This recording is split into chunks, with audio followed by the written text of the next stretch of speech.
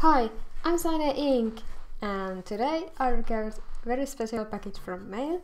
I ordered these handmade watercolors from Eve Bolt. She has a YouTube channel here, I will link it. She has posted many videos how she makes these paints and what she uses, so check her channel if you are interested. I have been, ever since that she posted those videos, I was like sure that if she will ever sell those handmade watercolors, I will buy them. And here they are. And I have to say, these packages are so cute. Let's open this up.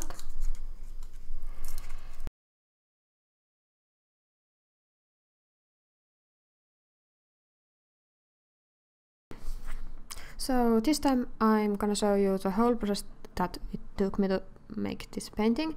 I bought this frame from a local thrift store, and it is really nice. It has really thick glass and it's really well made. So I decided to make painting for this frame, and I have to take the frame apart because I need to measure how big the painting needs to be. And in this painting I'm gonna use hot pressed Canson Moulin du Rouge paper.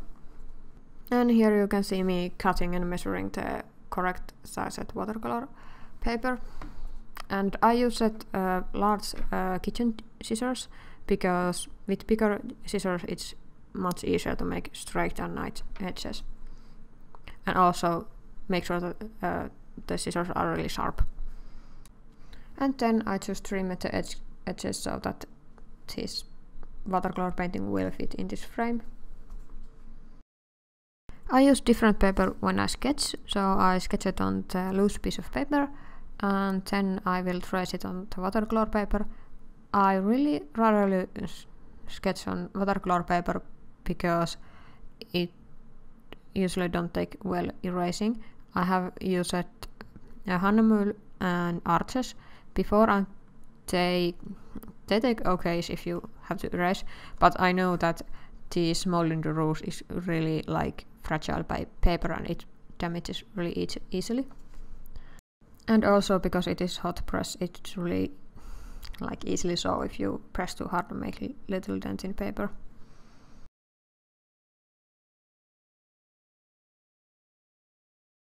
And for transferring, because I don't own light pad, I decided to use the picture frame. I put the sketch on the bottom, the right side up, and then the watercolor paper on the top, and then I used cloth spins to keep them in place.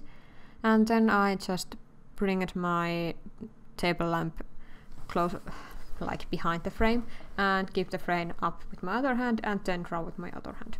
And sorry about the shaky footage because it was my fiancé that filmed it because I was too lazy to change my tripod setting. And I just traced the general outlines because I knew that I will make this really loose painting, and I just want those like general guidelines where the eyes are and where how the face goes and where is the hair or where is the rose. And after that I add shadows to the sketch because I will use that as my reference, but I didn't want to add shadows before I trace it because then the shadows will be, they will be on my way when I trace. I have used this paper before and I knew that this needs oxcal because this really has this, I don't know, is this the sizing or did I have handled this really uncarefully? So there is little places where the watercolor speed up. So to prevent that I use oxcal because in this painting I really want those smooth washes.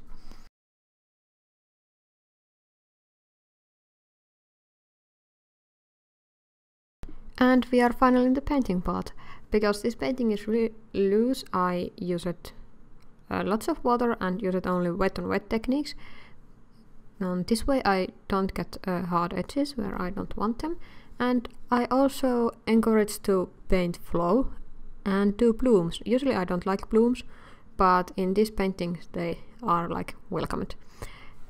Because I used so much water, I needed to use hair dryer to dry this out because it would be take ages to dry, and I really haven't the time for that.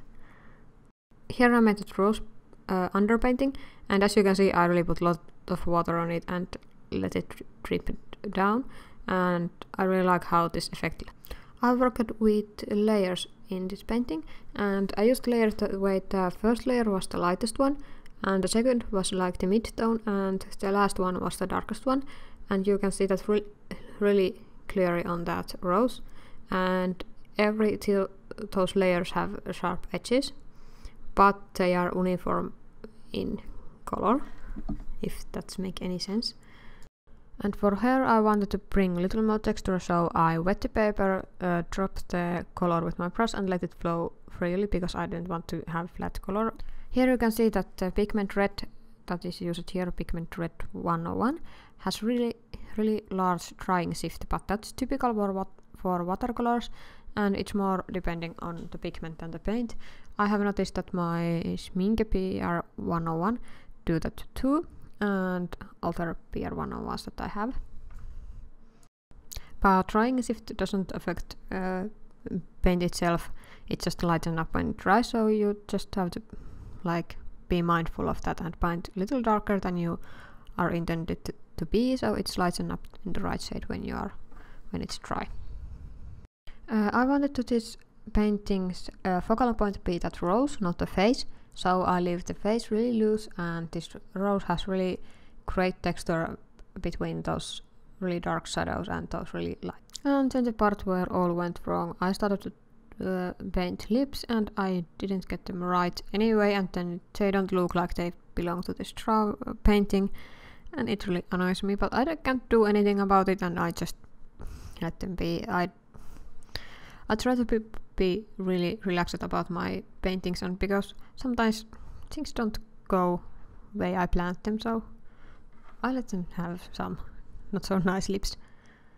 My original plan was to only use these two colors in this painting, but then I noticed that I really need to do eyes, and red and yellow aren't nice eye colors, so I decided that I bring a third color here, and because this painting has light hair and light skin and lots of red, I decided that I do green eyes. Then I mixed a little bit darker skin mixture, and I did those deepest shadows, and at this point it's looked really too dark, but then I remembered that the red will has this large drying shift, so it will dry much lighter, and it actually dried the color I wanted.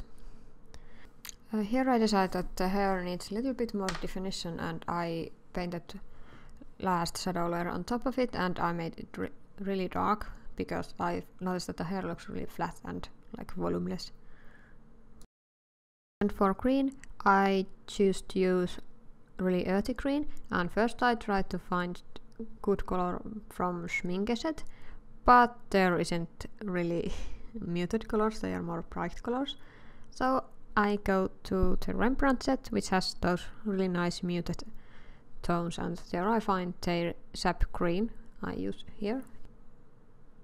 I also tried to mix darker color for like lashes, but I didn't get quite dark, but it was dark enough to look dark because painting is. I didn't switch my brush for lashes, I used my regular large watercolor brush for lashes because it has like really sharp point and I can do little details with it.